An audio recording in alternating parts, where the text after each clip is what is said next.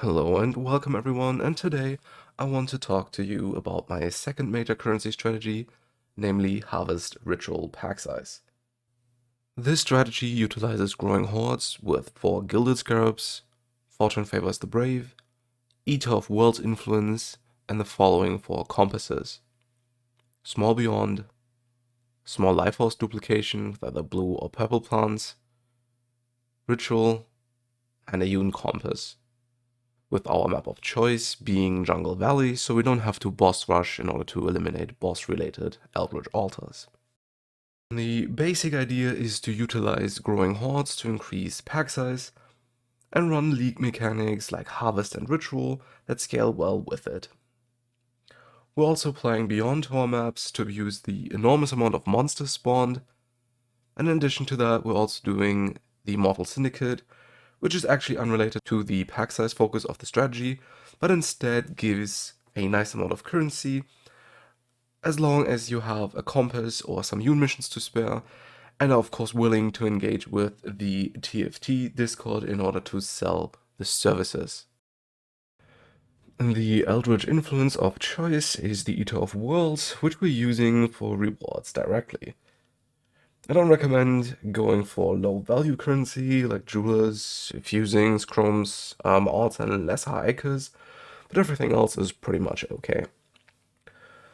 Generic upsides like basic currency duplication are of course always great, whereas something like divination or scarab duplication is only relevant if you've already locked in a reward like it, or anticipating to get one later.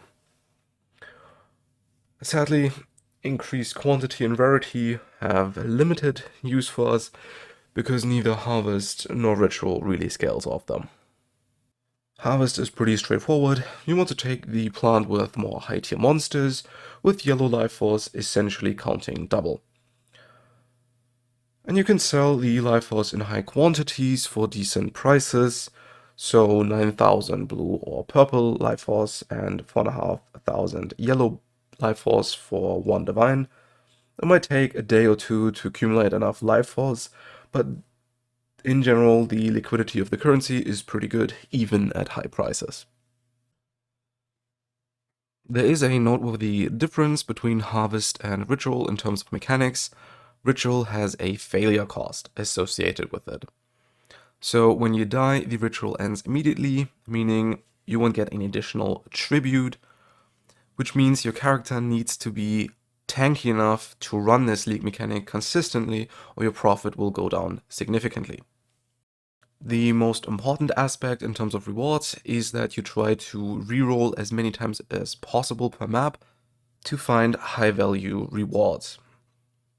Personally, I only defer items worth 5 chaos or more, and only if I don't already have deferred rewards from previous encounters. After all, Ritual is all about finding high value rewards like divine orbs, div cards, synthesized or fractured bases, and not bubblegum currency.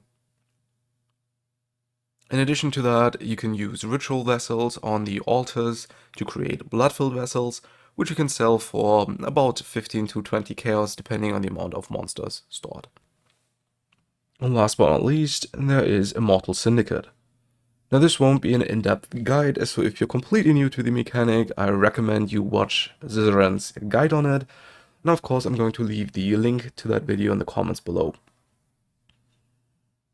In general, we want 4 members in Intervention, preferably Haku, Gravicius, and Elrion, because their scarabs are worth the most, to the point where you want to reroll all other winged scarabs into Reliquary, Ambush, or Divination using the Harvest Craft.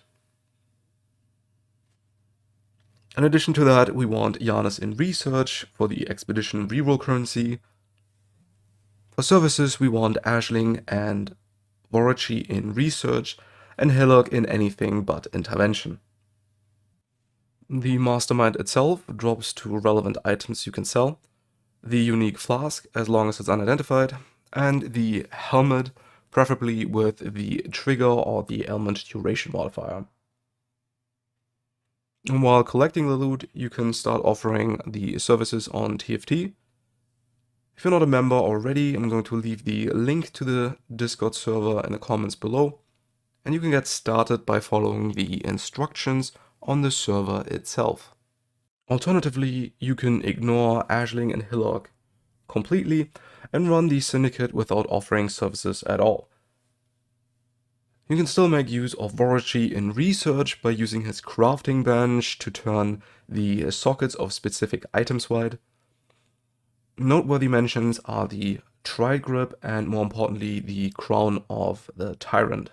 One last thing in regards to the Immortal Syndicate, I heavily recommend a minimalist approach, meaning getting 4 members into intervention and 1 or 2 more useful members in their respective safe houses, get them to rank 3 and then kill the mastermind. Min-maxing all the members is going to cost you currency power, not earn you more.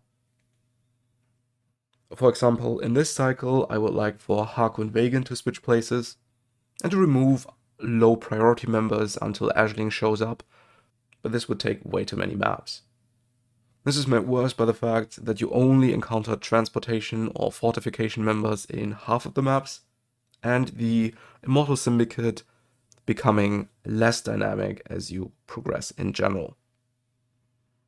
Instead, we run it as is and utilize those maps to progress the next cycle. And this is pretty much it for the strategy. If you have any questions or suggestions, you can leave them in the comments below. I'll try to get to them as soon as possible. And I'm going to leave you with the map in which I found my second useful Divine Altar. See you in the next one.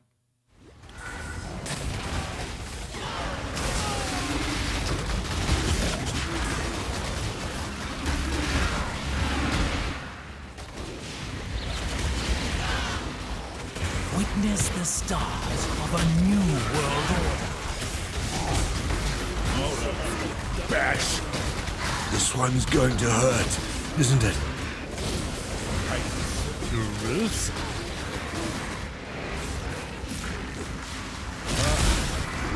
You say... Rot in that cage, bastard! A true servant of God can never be defeated.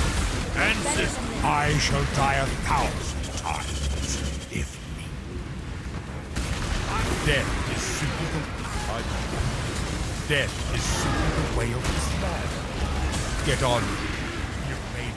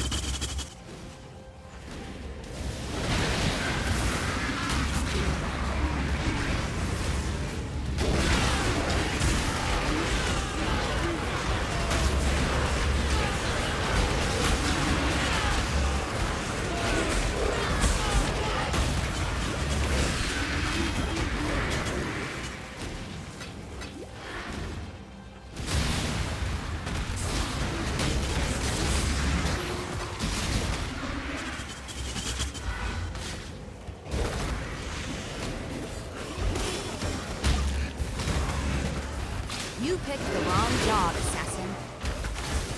I faced death before. What? Wars are not won on the... The tapestry we weave is